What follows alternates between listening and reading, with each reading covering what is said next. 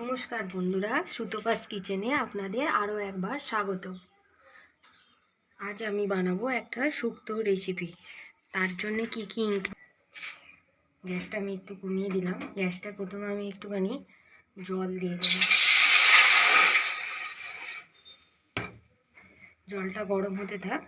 এখানে আমি নিয়েছি আলু বড় বড় করে কাটা, কুমড়ো, ডাঁটা, বিনস, গাজর আর বেগুন, এটা সাদা বেগুন, আর নিয়েছি করলা। আর এগুলোর মধ্যে আছে রাঁধুনি, গোটা জিরে, এটা আমি খোলায় ভেজে গুঁড়িয়ে নেব।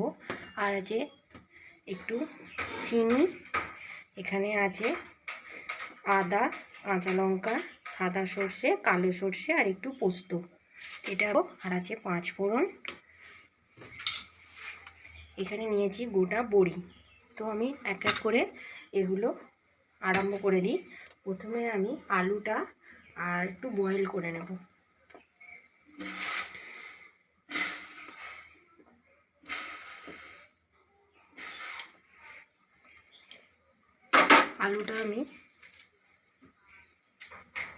আলুটা আমি বয়েল করতে বসিয়ে দিয়েছি। তার জন্য আমি একটু দিয়ে দেবো সামান্য পরিমাণে লবণ। লবণ দিয়ে আলুটা একটু বয়েলড হোক, তারপর বাকি সবজিগুলো যেগুলো সেদ্ধ বয়েল হবার সেগুলো দেবো, বাদ বাকিগুলো ভেজে নেব। তো এটা চাপা দিয়ে আমি একটু বয়েল করে নিই। এখানে আমি কাঁচা লঙ্কা, আদা, সাদা সর্ষে, কালো সর্ষে আর একটু পোস্ত নিয়েছি অল্প, এটা আমি আগে পেস্ট করে নিই। আর এখানে ভাজা মশলার মধ্যে জিরে নিয়েছি আর রাঁধুনি নিয়েছি, এটা একটু তাওয়ায় ভেজে আমি এটা গুঁড়িয়ে নিই। এখানে আমি দুটো কাঁচা লঙ্কা, একটু আদা, সাদা সর্ষে, কালো সর্ষে এখানে দিয়ে দিলাম।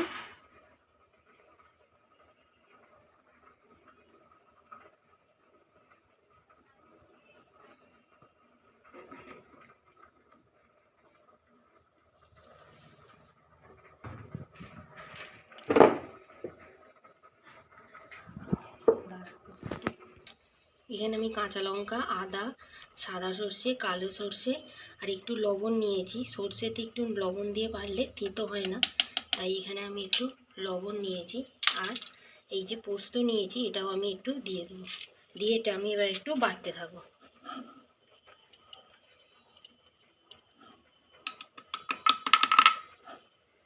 এটা আমি এবার বাটবো। একটু জল নিয়ে নিই।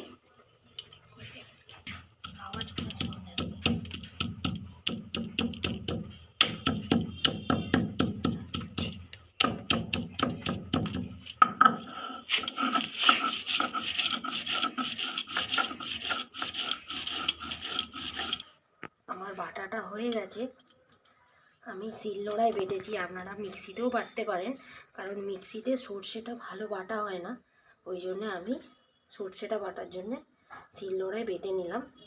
যদি সর্ষে আপনারা বাটতে চান তো গরম জলে ভিজিয়ে রাখবেন, তাহলে দেখবেন তাড়াতাড়ি সর্ষে বাটা হয়ে যাবে। আমি এবার এটা বাটা হয়ে গেল, এবার আমি রান্নার দিকে যাব। এবার আমি আলুটা দেখে নিই।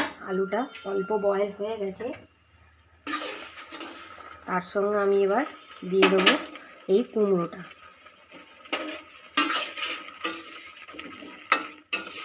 আর একটু জল দিতে হবে।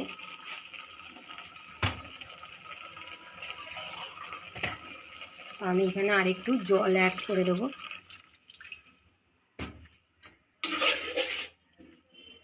দিয়ে আমি এখানে ডাঁটাগুলো দিয়ে দিচ্ছি।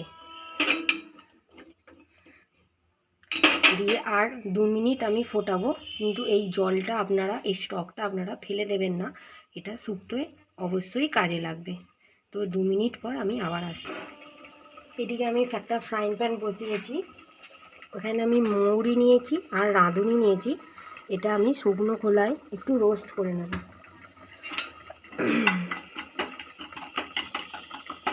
দিয়ে আমি এটা মিক্সিতে একটু গুঁড়িয়ে নেব। এটা কুমড়ো, আলু, এবার দিয়ে দেবো বিনস, কারণ এগুলো শীতের নতুন সবজি, আগে দিলে এগুলো গলে যেতে পারত। তারপর দেব গাজর, এগুলো এখন খুবই নরম জিনিস, এগুলো দিয়ে দিলাম, দিয়ে আমি এবার আরেকটু এটা চাপা দিয়ে দেব। আমি ভাজতে থাকবো, খুব বেশি করে ভাজবো না, কালো হয়ে গেলে তেতো হয়ে যাবে, তাই হালকা আমি এটা রোস্ট করে নেব।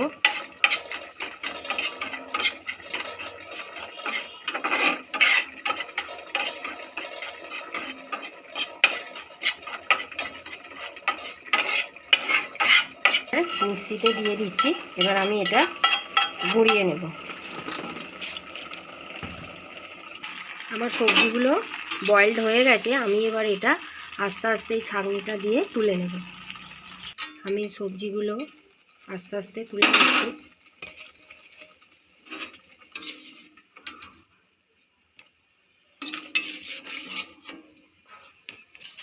এবার আমি এই বড়িগুলো ভেজে নেব। কড়ায় তেল গরম হয়েছে, এবার আমি এই বড়িগুলো হালকা করে ভেজে তুলে নেব। এখানে আমি বড় বড়ি নিয়েছি, যেগুলো শুক্তোয় দেয় সেই বড়ি। শুক্তো খাওয়া ভীষণই ভালো, এখন তো বাচ্চারা শুক্তো সবজি এসব খেতেই চায় না, তাই প্রথম পাতে যদি একটু শুক্তো খাওয়ানো যায় স্বাস্থ্যের পক্ষে ভীষণই উপকার, কারণ এতে প্রচুর ভেজিটেবিল থাকে।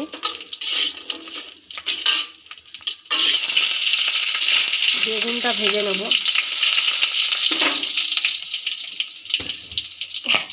এতে আমি অল্প হলুদ দিলাম আর অল্প লবণ দিলাম, দিয়ে আমি এবার এটা ভাজে নেব। আপনারা গরুর দুধও দিতে পারেন, আমি এখানে আমুল দুধ দিয়েছি। আমুল দুধটা আমি গরম জল করেছি, আমুল দুধটাই গরম জলে গুলে নেব।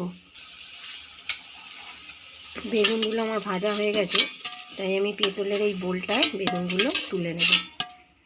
এরপর আমি দেবো এই তেলেই করলা আর হলুদ মাখানো আমি করলাটা এবার ভেজে নেব।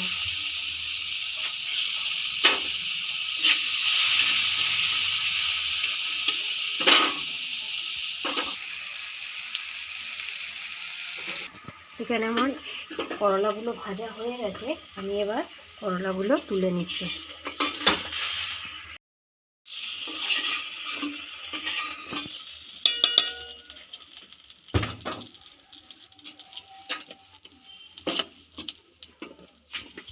আর একটু তেল অ্যাড করলাম। এবার আমি ফোড়নে দেব দুটো তেজপাতা আর একটু পাঁচফোড়ন।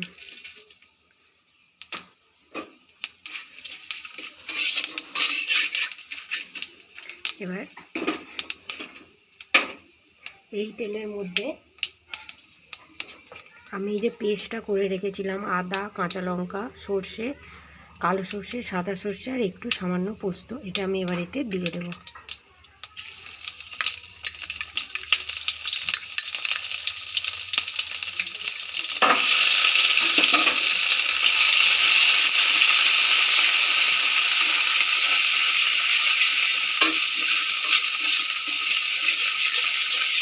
এটা একটু নাড়বো যতক্ষণ না এটা থেকে তেল বেরিয়ে আসছে।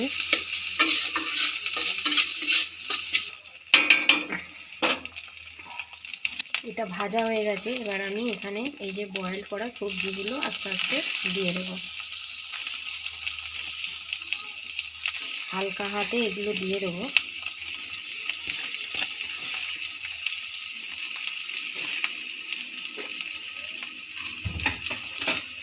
আর দিয়ে দেবো লবণ আর হলুদ, পরিমাণ মতন হলুদ আর পরিমাণ মতন লবণ।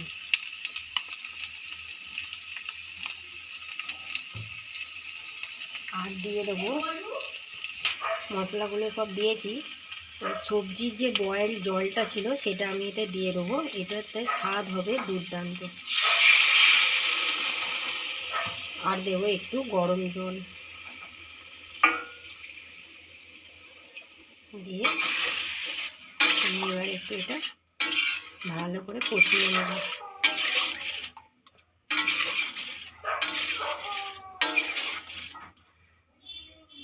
এটা একটু ফুটিয়ে যাক, তারপর বেগুন, করলা আর দুধ দিয়ে নামিয়ে নেব ঘি দিয়ে।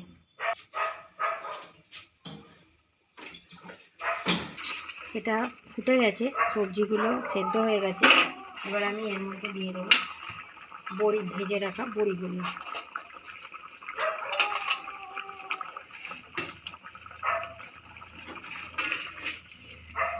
তারপর দিয়ে দেবো করলা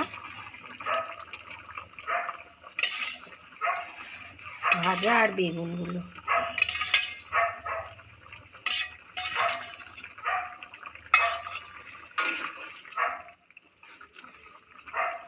আমি গ্যাসটা কমিয়ে দিলাম। এবার দিয়ে দেবো 1 বাটি দুধ।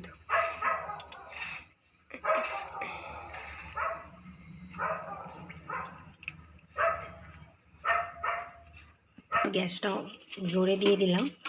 দুধটা আমার দেয়া হয়ে গেছে। দেখুন কি সুন্দর দেখতে হয়েছে, খেতেও ভীষণ সুস্বাদু হয়েছে। বাড়িতে এটা অবশ্যই ট্রাই করুন। ভালো লাগলে লাইক, শেয়ার ও সাবস্ক্রাইব প্লিজ করে দেবেন।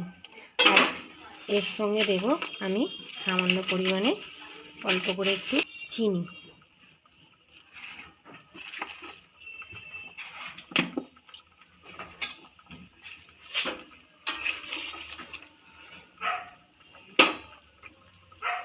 এটা টকবক করে একটু ফুটে যাক, তারপরে দেব একটু ঘি, দিয়ে নামিয়ে নেব।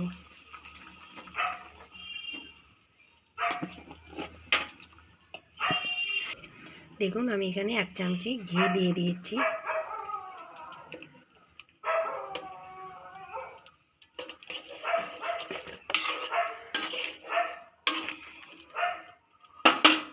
আর দেব একটু গরম জলে গুলে কর্নফ্লাওয়ার, যাতে থিকনেসটা আর একটু মোটা হয়। তাই একটু গরম জলে আমি 1 চামচ কর্নফ্লাওয়ার গুলে নেব। কর্নফ্লাওয়ার আমার গরম জলে গুলে দেয়া হয়ে গেছে। দেখুন কি সুন্দর থিকনেস এসছে আর দেখতেও খুব সুন্দর হয়েছে। তো ঝটপট বাড়িতে বানিয়ে ফেলুন এই সুন্দর রেসিপিটি। আর ভালো লাগলে অবশ্যই লাইক, শেয়ার ও সাবস্ক্রাইব করে দেবেন। তো আজকের মতন টাটা, বাই বাই।